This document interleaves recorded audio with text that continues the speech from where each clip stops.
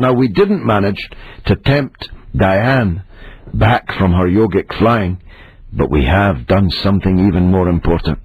We've tempted Alan in Holloway back into the lists. Alan, welcome back. Hello, George. I've missed you so much. Well, yeah, he sounds it. You raise the tone of debate on this show. Well, I don't know. I try to, but by your last contribution, as I say, that was so full of contradictions. But you don't want to talk about that anyway, so... No, I don't. Go ahead. You're absolutely right there. I wanted to sort of go on to your little homily about the European Union. I thought you would. And it seemed to be extraordinary. You seem to sort of copy most of the Europhiles when every time that some decision emerges, you say, well, of course, it's of no importance. It's of trivial importance. Tell us what's important then about it. Well, of course, what they've decided at this little recent get-together is that the European Union will have a president. The European Union will have a foreign minister. Now, in my book, the only sort of entities that have presidents and have foreign ministers are states, are countries. Well, we're a state and a country, and we don't have a foreign minister. We've got Margaret Beckett. So it's not axiomatic, is it, Alan? That's very amusing. But, I mean, if you decide to have a chief executive, and you decide to have a foreign, you decide to have your own foreign policy, and you make the EU a legal entity. Now, that seems to me... Well, the EU is a legal entity, Alan. Sorry? The EU is a legal entity, and we freely joined it and confirmed our membership of it in a referendum when I was campaigning for a no vote, by the way, but by a majority of nearly 3-1. No, well, that's wrong, because, of course, at the time we joined the EU, we didn't have a referendum. Mr. Heath refused. No, you weren't listening, Alan. That's one of your problems.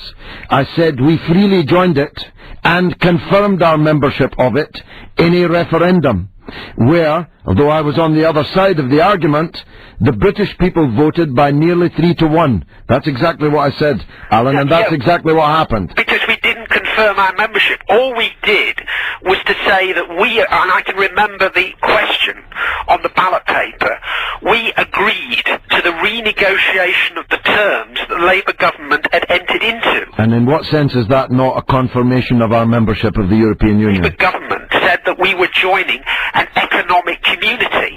They didn't say that we were joining a political entity that would have the right to override the laws that... But now you've made an illusion which is wholly unsupportable, because this week's summit clearly did not give the European Union the right to override our domestic law. It already has that right. No, well, it has that right on areas that the British Parliament has conceded under Mrs. Thatcher, Mr. Major and Mr. Blair, but it does not have any more right this weekend than it did last weekend. That's my point. It's setting itself up as a country, and it seems to me that if you opt to join, if you opt to join a country, if you opt to become part of a wider federation, a United States of Europe, that seems to me... Tell me what's wrong with the United States of Europe, by the way. Nothing may be wrong, but it seems to me that you ought to ask the British people whether they want to do... No, I agree with that. I'm in favour of a referendum,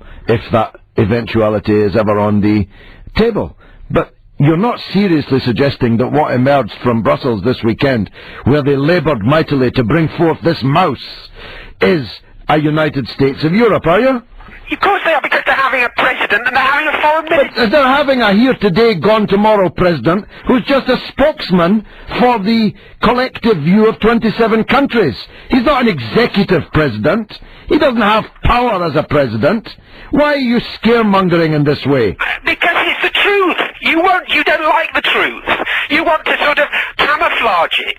But it seems to me that if you believe in... Why are you so worried about it, Alan? Why are you so worried about Europe? What have they done to you? Just saying. What have they done to you? Why are you so filled with passion about this? It's no good attacking my motives. It's no good making... I'm asking you. I'm asking you, and on the subject of ad hominem, a very fine European word, of course, you're the one that started the ad hominem by accusing me of deliberately concealing the truth.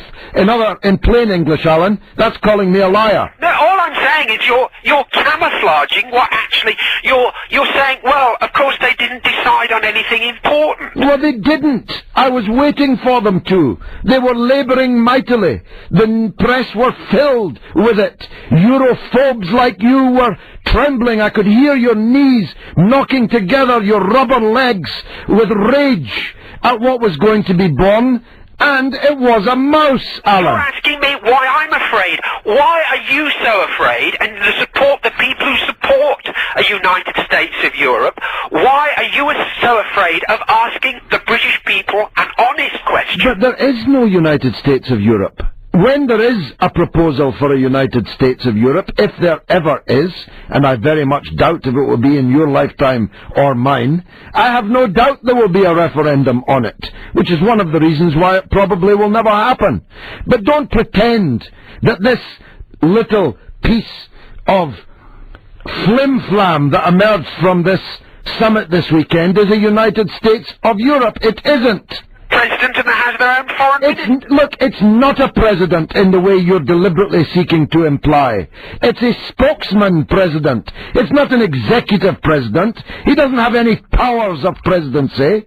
He has less power than the parliamentary secretary for paperclips in Whitehall.